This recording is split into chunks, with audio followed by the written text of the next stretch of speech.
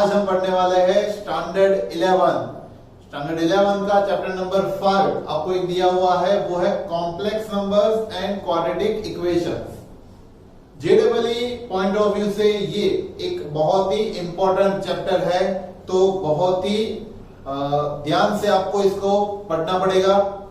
सबसे पहले हम ये समझेंगे कि कॉम्प्लेक्स नंबर एक्चुअली क्या होता है, क्वाड्रेटिक इक्वेशंस में क्वाड्रेटिक इक्वेशंस के साथ इसका रिलेशन क्या है, वो सारी चीजें हम आज के लेक्चर में क्लियर करने वाले हैं। और कॉम्प्लेक्स नंबर का जो बेसिक इंट्रोडक्शन है वो हम आज के लेक्चर में पढ़ेंगे। तो सबसे पहले चैप्टर का नाम, chapter number 5 standard 11 complex numbers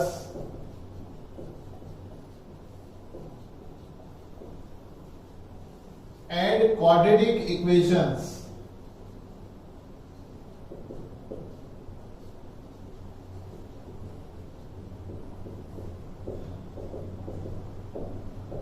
complex numbers and quadratic equation. सबसे पहले कॉम्प्लेक्स नंबर एक्चुअली क्या होता है, तो आपने अभी तक के स्टैंडर्ड्स में, मतलब कि 10th स्टैंडर्ड तक आपने जो भी नंबर्स पढ़े होंगे वो रियल नंबर्स के रिलेटेड होता है। जनरली रियल नंबर्स को हम इस तरह से डिवाइड करते हैं कि कुछ इंटीजर नंबर्स होते हैं, कुछ रेशनल नंबर्स होते हैं, कुछ इरेशनल नंबर्स होते हैं, और ये सब मिलके रियल नंबर्स बनाते हैं। रियल नंबर्स मतलब कि वो नंबर्स जो कि नंबर लाइन पे प्रेजेंट होते हैं वो सारे। बट अगर मैं आपको ऐसा पूछूं कि आपको पता होगा 4 का स्क्वायर रूट, 4 का स्क्वायर रूट आपको पता होगा कि अब बोलोगे सर 2 आंसर आएगा। अगर मैं आपको पूछूं कि 25 का स्क्वायर रूट क्या होगा तो आपका आंसर निकलेगा 5। बट अगर मैं आपको पूछता हूं कि -4 का स्क्वायर रूट क्या होगा, तो this is not possible. Actually this is not possible for real numbers. क्यों ये पॉसिबल नहीं है, तो उसका reason,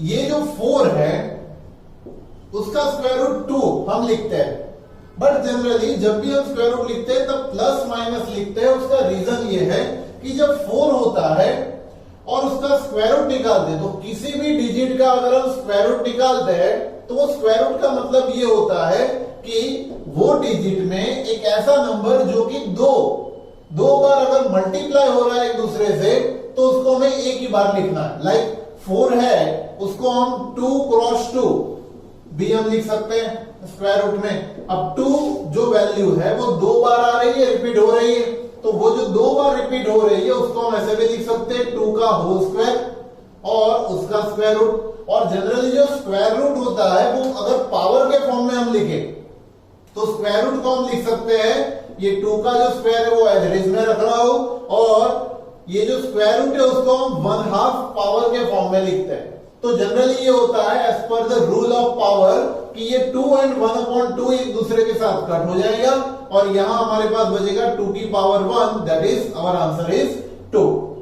same thing we can apply for -2, क्योंकि 4 को हम -2 into -2 भी लिख सकते हैं ना।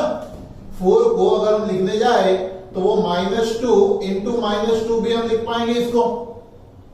अगर उसका स्क्वायर रूट होगा तो सेम टर्म्स यहां पे आएंगे, -2 का स्क्वायर होगा, उसका स्क्वायर रूट करेंगे, -2 के स्क्वायर की 1/2 पावर करेंगे, और ये पावर एक दूसरे के साथ कट हो जाएगी, बचेगी हमारे पास -2 की 1 power, that is our answer -2।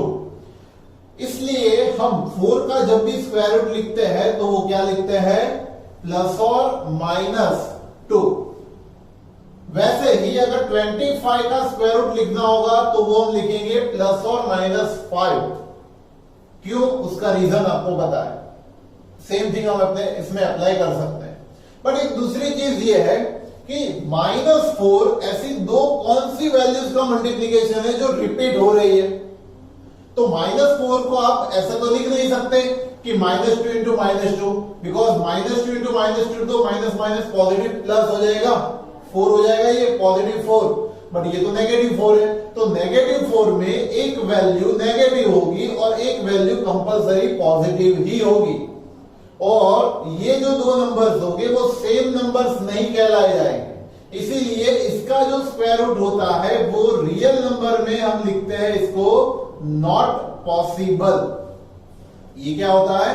Not possible. इसी की वजह से जब भी आप 10th स्टैंडर्ड में अपने क्वाड्रेटिक इक्वेशन जो चैप्टर आया था उसमें मेथड पढ़ी होगी, डिस्क्रिमिनेंट मेथड। डिस्क्रिमिनेंट में आप डी फाइंड करते थे, डी का फॉर्मूला होता था बी स्क्वायर माइनस 4ac, और डी की वैल्यू के ऊपर से आप डिसाइड करते थे कि नेचर ऑफ रूट्स क्या क्या होते हैं। लाइक डी अगर ग्रेटर देन 0 होता था तो आप लिखते थे roots are real and distinct, मतलब कि दो अलग अलग रूट्स आपको मिलते थे एक्स के। अगर डी की वैल्यू इक्वल टू 0 मिलती थी तो roots are real and same, roots are real and equal, या फिर हम सेम लिखते थे। और डी की वैल्यू अगर लेस देन 0 होती थी तो आप सम को आगे नहीं बढ़ाते थे, आप क्या करते थे, यहां पे ही सम को स्टॉप कर देते। तो आप लिखते थे कि real roots are not possible, real roots are not possible. Why? ये क्यों लिखा जाता था? बिकॉज जैसे ही आप इसका रूट निकालने जाओगे तो इसका जो फॉर्मूला आएगा x is equal to minus B plus और minus square root D upon 2a, मतलब कि ये अगर d की वैल्यू नेगेटिव हुई, d अगर लेस देन 0 हुआ इसके जैसा, तो इसका तो स्क्वायर रूट रियल वैल्यू तो नहीं मिलेगी हमें, और रियल वैल्यू नहीं मिलेगी, इसलिए हम लिखते थे real roots are not possible. But actually complex number क्या है? तो रियल रूट्स पॉसिबल नहीं है, हमने ये पढ़ा कि इसके रियल रूट्स पॉसिबल नहीं है, बट हम इसको कन्वर्ट कर सकते हैं -4 को। मैं यहां पे एग्जांपल लेता हूं, वही एग्जांपल को मैं आगे बढ़ा रहा हूं। -4 को मैं स्क्वायर रूट को डिवाइड कर देता हूं दो पार्ट में, एक होगा 4 और दूसरा होगा -1, ठीक है। और ये जो 4 होता है उसको मैं अलग से स्क्वायर रूट दे दूंगा, और -1 जो है उसको अलग से स्क्वायर रूट दे दूंगा। अब ये 4 का तो स्क्वायर रूट हमें पता है ना, हमने यहां पे किया हुआ है। 4 का स्क्वायर रूट होता है प्लस और -2, और -1 का जो स्क्वायर रूट होता है उसको डिफाइन किया गया है i। -1 के स्क्वायर रूट को डिफाइन किया गया है i के फॉर्म में, और ये जो i होता है उसको बोला जाता है आयोटा, ठीक है। -1 के स्क्वायर रूट को आयोटा की जैसे, मतलब कि आयोटा का जो फर्स्ट सिंबल है i से उसको इंडिकेट किया जाता है। अब ये जो आयोटा है दैट इज नॉट रियल, हम इसको रियल नंबर लाइन जो होती है हमारी, जो नंबर लाइन होती है उस पर इंडिकेट नहीं कर सकते। ये वैल्यू को हम नंबर लाइन पे इंडिकेट नहीं कर सकते, बिकॉज इट इज इमेजिबल, मतलब कि हमने इसको इमेजिन किया है कि ये सपोज ऐसा होगा, ठीक है। ये एक्चुअली नंबर एग्जिस्ट नहीं होगा, ठीक है। सो ये नंबर को बताया जाता है इमेजिनरी नंबर। इसको क्या बोला जाता है? ऐसे जो आयोटा वाले जो नंबर्स मिलते हैं उसको बोला जाता है इमेजिनरी नंबर्स। और इमेजिनरी जो नंबर्स होते हैं उसके ही साथ साथ कुछ रियल नंबर्स को अगर हम कंबाइन करते हैं, जैसे कि कुछ पार्ट रियल नंबर्स का हो, कुछ पार्ट इमेजिनरी नंबर्स का हो, तो ये दोनों नंबर्स कंबाइन होके जो एक नंबर बनाते हैं उसको बोला जाता है कॉम्प्लेक्स नंबर, ठीक है। सो अब आपको थोड़ा बहुत आइडिया आया होगा कि complex number is the combination of real numbers and imaginary numbers. So इसको एक एग्जांपल के जैसे हम बताए तो ए सपोज की कोई रियल नंबर है, बी सपोज की कोई इमेजिनरी नंबर है, बट इमेजिनरी नंबर में हमें आयोटा इंडिकेट करना जरूरी होता है। तो a plus B I is the complex number, और उसको कॉम्प्लेक्स नंबर को z, कैपिटल Z से इसको इंडिकेट किया जाता है। So capital Z complex number equal to a plus B I, in which a is the real part and b is the imaginary part. I is stands for iota. ठीक है, तो इसके ऊपर से आपको पता चला होगा कि ये एक्चुअली कॉम्प्लेक्स नंबर क्या होता है। ठीक है, तो ये कॉम्प्लेक्स नंबर है जिसका मतलब कि नेगेटिव साइन वाली वैल्यूज का हम स्क्वायर रूट फाइंड नहीं कर पाते थे, वो स्क्वायर रूट को हमने इमेजिन कर लिया, that is the iota, that is our imaginary part, और अपने real part and imaginary part को कंबाइन करके जो एक नंबर फॉर्म हुआ, that number is called as complex number. आ रहा है समझ में? नाउ अब इसके ऊपर से पावर ऑफ आयोटा, आयोटा की पावर, पावर ऑफ आई के बारे में हमें समझना है।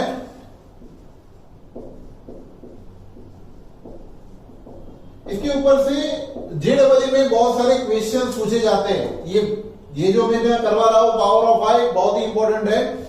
आई की जो पावर है वो क्या क्या हो सकती है, जैसे कि आई अकेला होता है, मतलब कि कुछ पावर नहीं होती तो वो आई के फॉर्म में ही रहता है। अब आई जो है वो एक्चुअली है क्या, आई का मतलब क्या होता है, i is the root of -1, i is the root of -1। But अगर हम इसको स्क्वायर करेंगे दोनों साइड तो ये -1 स्क्वायर रूट का भी स्क्वायर हो जाएगा। अब आपको भी पता है कि स्क्वायर रूट का अगर स्क्वायर होगा तो ये क्या होगा, स्क्वायर रूट निकल जाएगा, तो हमारे पास मिलेगा क्या, आई स्क्वायर इक्वल टू -1। तो याद रखना कि आई स्क्वायर होता है -1। जहां जहां पे आई स्क्वायर की वैल्यू आती है वो वैल्यू आपको रख देनी है -1। ठीक है, नाउ नेक्स्ट अभी आगे बढ़ते हैं आई क्यूब, आई की 3 पावर पे, आई की 3 पावर को हम लिख सकते हैं आई स्क्वायर इंटू आई, राइट और रॉन्ग? बट आई स्क्वायर की तो वैल्यू हमने अभी डिफाइन की, आई स्क्वायर इज -1 इंटू आई, तो -1 इंटू आई हम लिख सकते हैं माइनस आयोटा। और i⁴ की अगर हम बात कर रहे तो ये होगा आई स्क्वायर इंटू आई स्क्वायर। अब आई स्क्वायर होता है हमारा -1 इंटू -1, तो ये क्या हो जाएगा, माइनस माइनस प्लस +1। अब नेक्स्ट अभी आगे बढ़े, i⁵ की अगर बात करें तो i⁵ को हम लिख सकते हैं i⁴ इंटू आई, तो ये होगा i⁴ की वैल्यू तो 1 अभी हमने डिफाइन की, i⁴ इक्वल टू 1 इंटू ये होगा i, तो that is only i⁵ equal to i. तो इस तरह से जैसे जैसे आगे बढ़ते जाएंगे i⁶ वापस से i⁴ इंटू आई स्क्वायर लिख सकते हैं। अब i⁴ +1 होता है, ये +1 इंटू आई स्क्वायर होता है -1, तो ये आंसर आएगा -1, i⁵ इज -1। ठीक है, सो जैसे जैसे आप आगे बढ़ते जाओगे यही वैल्यूज रिपीट होगी, i -1 वापस से -i वापस से +1, तो ये वैल्यूज कंसिडरेबली रिपीट हो रही है। जैसे जैसे पावर में आप आगे बढ़ते जाओगे वैसे वैसे ये वैल्यूज रिपीट होगी। तो ये मेन आपको 4 वैल्यूज याद रखनी है, बाकी की वैल्यूज तो आप i⁴ की ऊपर से आइडेंटिफाई कर सकते हो। ठीक है, जैसे कि अगर हमें ऐसा पूछा हो कि find the value of i⁵ अब ये कहां तक जाएगा 563, तो आपको इसमें क्या करना है कि 4 के मल्टीपल में इसको कन्वर्ट करना है। मतलब कि आप क्या करोगे, 563 को 4 से डिवाइड करोगे, सो इट इज 4 1 4 1 6 4 4 16 0 और रिमाइंडर बची हमारी 3। सो यहां पे हम आगे नहीं बढ़ सकते, पॉइंट में भी हमें आगे बढ़ना नहीं है, ये 0 यहां पे रखना पड़ेगा। अब तो हम इसको ऐसे लिख सकते हैं कि i⁴ की 140 पावर, समझ रहे हो आप, i⁴ उसकी 140 पावर क्या होगी, 14 4 56 560 और इंटू i⁵ अब भाई ये वैल्यू तो हमारी 1 ही है, i⁴ तो 1 ही है, 1 की चाहे आप जितनी भी पावर लगा लो वो 1 ही रहने वाला है, और ये i³ होता है -i, तो इनडायरेक्टली ये जो वैल्यू है वो 1 की चाहे जितनी पावर 1 ये होगी -i, तो इसका आंसर मिलेगा -i। So i raise to 563 is minus iota. कैसे हमने फाइंड किया, पता चला आपको? कोई भी अगर वैल्यू होती है उसको 4 पावर में आप कन्वर्ट करो, 4 के मल्टीपल में कन्वर्ट करो, बिकॉज इट इज 1। तो 1 के साथ कोई भी आपको पावर मिलेगी, कोई भी मल्टीप्लाई मिलेगा, वो उसका आंसर होगा। और एक दूसरी चीज मैं आपको यहां पे बता दूं कि ये जो आई की जो पावर है, मतलब कि आई करे या i square, i cube plus i raise to 4 करे, इन सबका अगर हम एडिशन करते हैं तो ये 0 मिलेगा। कैसे चेक कर लो, ये आई स्क्वायर क्या है -1, आई क्यूब है -आई रेज टू 4 है 1, ये 1 से कट हो जाएगा, आई से कट हो जाएगा, मिलेगा 0। तो इसका मतलब ये है कि अगर 4 सब्सिक्वेंट टर्म्स आ रहे हैं आई की पावर के, अगर 4 टर्म्स कंटिन्यूसली आ रहा है, जैसे कि आई की 1 power 2 power 3 power 4 power, then उसका आंसर 0 ही होगा। उसको हम ऐसे भी लिख सकते हैं कि i raise to k plus i raise to k plus 1 plus i raise to k plus 2 plus i raise to k plus 3 equal to always becomes 0।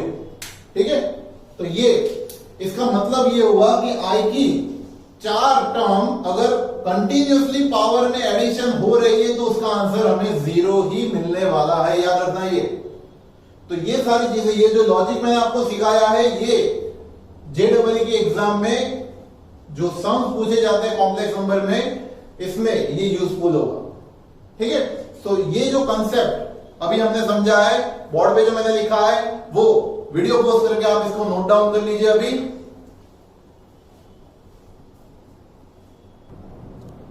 Next अभी हमें बच्चों देखना है अलजेब्रा ऑफ कॉम्प्लेक्स नंबर।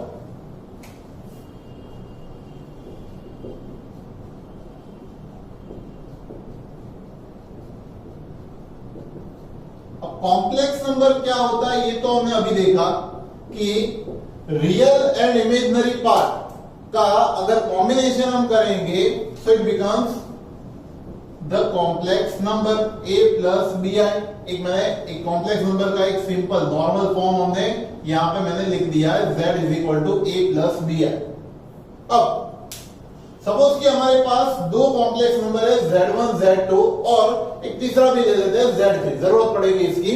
और इनका अगर हम addition करें, सब्ट्रैक्शन करें, मल्टीप्लिकेशन करें, डिवीजन करें तो क्या क्या चेंजेस होते रहते हैं और उसके रूल्स क्या है वो हमें ये टॉपिक में पढ़ना है।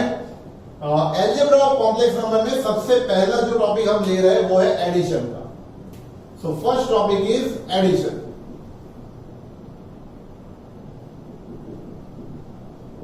अब एडिशन में फर्स्ट प्रॉपर्टी जो आती है वो है क्लोजर प्रॉपर्टी।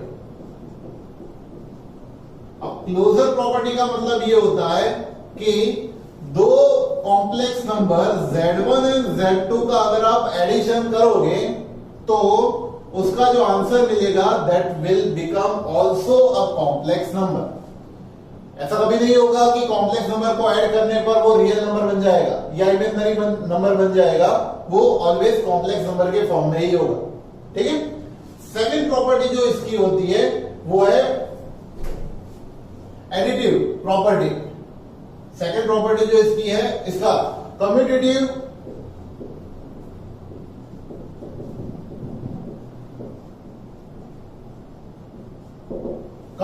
प्रॉपर्टी है। कम्यूटेटिव प्रॉपर्टी का मतलब ये होता है कि इसका अगर हम इस तरह से करें कि z1 plus z2 plus z3 है तो इन दोनों का अगर हमने ग्रुप बनाया है उसका समेशन अगर हम z3 के साथ कर रहे हैं तो z1 plus z2 plus z3 करेंगे, उसके साथ भी हम इसको मल्टीप्लाई कर सकते हैं। मतलब कि इसका सम हम अलग से करके z1 के साथ करेंगे तो भी ये इक्वल ही मिलेगा। ठीक है, इसके बाद जो प्रॉपर्टी आती है कम्यूटेटिव, ये हमने जो लिखा वो एसोसिएटिव प्रॉपर्टी है। उसके बाद कम्यूटेटिव आती है, ये एसोसिएटिव प्रॉपर्टी हमने लिखी। उसके बाद कम्यूटेटिव, कम्यूटेटिव प्रॉपर्टी का मतलब ये होता है कि आप Z1 प्लस Z2 करोगे या फिर Z2 प्लस Z1 करो, दोनों का आंसर सेम मिलेगा। ठीक है, इसके बाद नेक्स्ट जो प्रॉपर्टी आती है वो है एग्जिस्टेंस ऑफ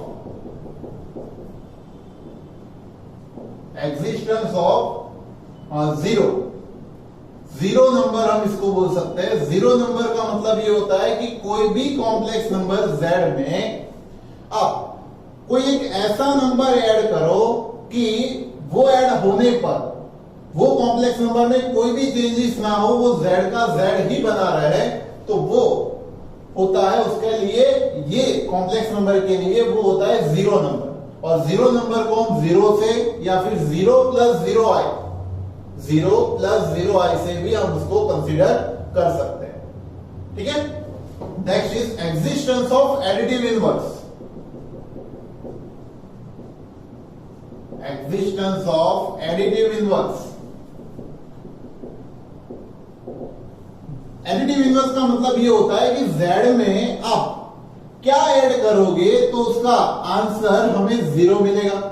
तो Z में उसका जो अपोजिट होता है, मतलब कि negative complex number minus Z अगर हम ऐड करेंगे तो उसका आंसर हमें जीरो मिलेगा। ये जो माइनस Z है उसको बोलते हैं उसका एडिटिव इनवर्स। ठीक है, तो ये 5 प्रॉपर्टी हमें एडिशन के लिए याद रखनी है। इसके जैसी सब्ट्रैक्शन में भी हम अप्लाई कर सकते हैं, लेकिन सारी की सारी प्रॉपर्टी सब्ट्रैक्शन के लिए अप्लाई नहीं होगी। ठीक है, जैसे कि ये Z1 माइनस Z2 करे तो Z2 माइनस Z1 करे, दोनों सेम नहीं मिले, ये होगा। क्लोजर प्रॉपर्टी अप्लाई हो रही है, Z1 माइनस Z2 वो इक्वल होगा, मतलब कि कॉम्प्लेक्स नंबर ही मिलेगा हमें। यहां पे भी हमें ये एसोसिएटिव प्रॉपर्टी भी इसके साथ कंबाइन नहीं होगी। तो सब्ट्रैक्शन में कुछ ही इसमें से प्रॉपर्टी क्लियर हो पाएगी। तो सब्ट्रैक्शन भी अगर आपको ये समझना है, तो सब्ट्रैक्शन में हमें इतना याद रखना है कि Z1 माइनस Z2 उसको हम ऐसे भी लिख सकते हैं Z1 प्लस माइनस Z2। ठीक है, सो कहीं ना कहीं इसमें Z1 प्लस Z2 के फॉर्म में ही आया, तो ये एडिशन प्रॉपर्टीज भी हम इसमें अप्लाई कर सकते हैं। ठीक है, इसके बाद आती है मल्टीप्लिकेशन प्रॉपर्टी।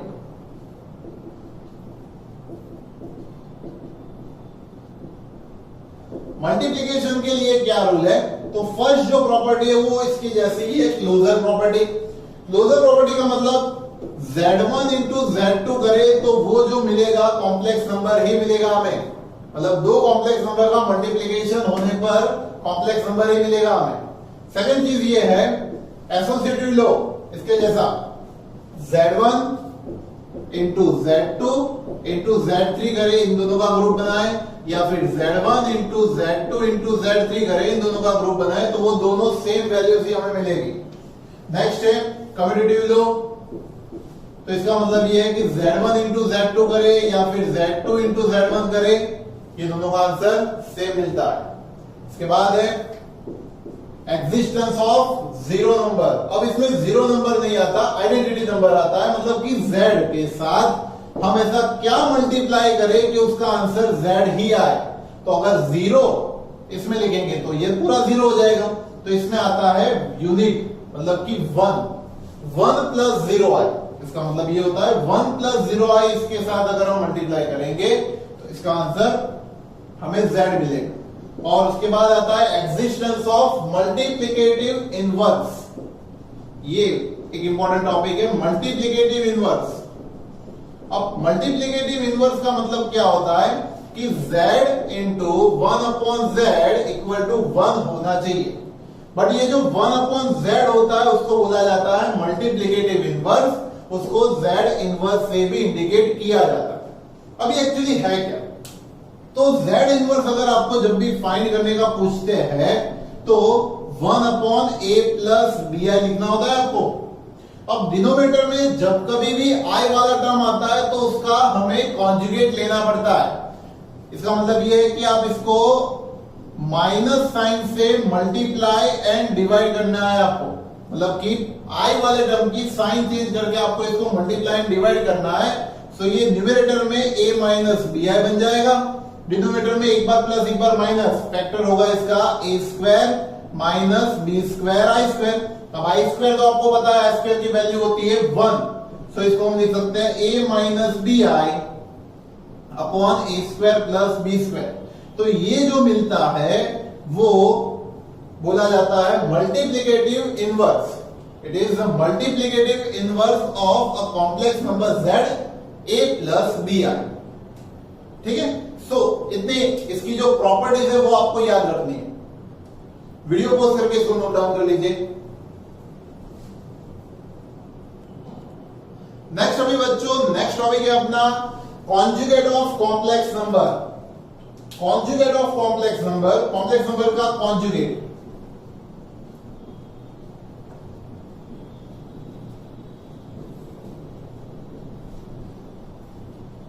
कॉम्प्लेक्स नंबर के कॉन्जुगेट को हम z बार से इंडिकेट कर सकते हैं। z बार इसको बोला जाता है z बार से इंडिकेट किया जाता है।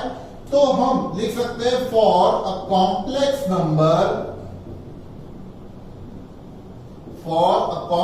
Number z is equal to a plus B I.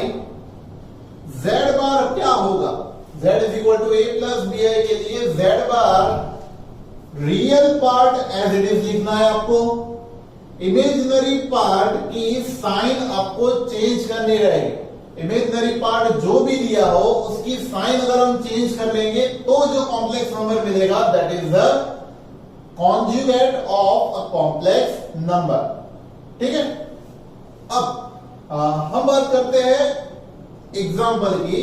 तो जैसे कि z अगर हमें 3 प्लस 2i दिया है तो इसका कॉन्जुगेट होगा 3 माइनस 2i, राइट। दूसरा एक ले लेते एग्जांपल, z अगर -3 माइनस 2i दिया है तो z हमें लिखना पड़ेगा -3 प्लस 2i। क्या किया, समझ में आया? रियल पार्ट को हमें चेंज नहीं करना है, ओनली जो उसका इमेजिनरी पार्ट है उसकी ही साइन हम चेंज करेंगे। नेगेटिव है तो हम उसकी साइन को चेंज करके पॉजिटिव कर देंगे। आ रहा है समझ में? सो ये एक याद रखना है आपको, कॉन्जुगेट ऑफ कॉम्प्लेक्स नंबर। अब बात करते हैं z अगर z बार के साथ, मतलब कोई कॉम्प्लेक्स नंबर उसके कॉन्जुगेट के साथ ही मल्टीप्लाई अगर होता है तो इसका रिजल्ट क्या मिलता है।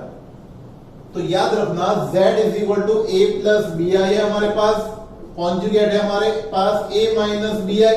अगर इन दोनों का प्रोडक्ट करेंगे तो एक बार प्लस एक बार माइनस फैक्टर लगेगा तो ये आएगा a square minus b i का स्क्वायर, तो ये आएगा a square minus b square i square.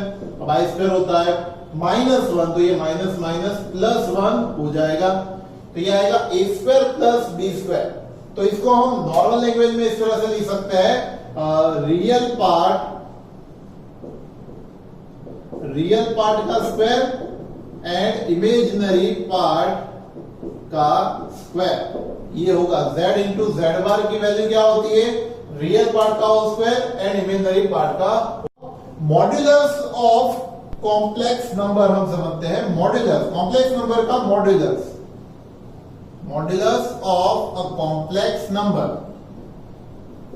अब मॉड्यूलस मतलब कि इसका मोड होता है, z का अगर मॉड्यूलस होता है तो वो होता है under root of a square plus b square. तो यही चीज तो हमें यहां पे मिली थी, क्या ये a square plus b square only है, स्क्वायर रूट नहीं है। तो हम इसको ऐसे लिख सकते हैं कि it is the modulus of z उसका होल स्क्वायर। तो इनडायरेक्टली ये यही हुआ ना, z इंटू